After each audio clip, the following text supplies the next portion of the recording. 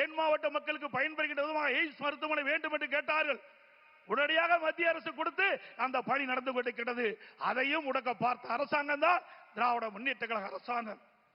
இன்றைக்கு அனைத்து இந்திய அண்ணா திராவிட முன்னேற்ற கழக பல்வேறு திட்டங்களை நாங்கள் நிறைவேற்றி தந்திருக்கிறோம்.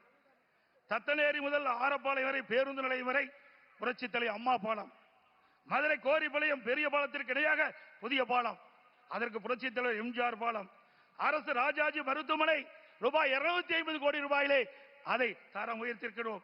மதுரை காமராஜர் பல்கலைக்கழகம் 50 கோடியிலே உயர்மட்ட பாலம், ஸ்மார்ட் சிட்டி திட்டங்கள் மத்திய மாநில அரசு சுமார் 1100 கோடி ஒதுக்கப்பட்டிருக்கிறது.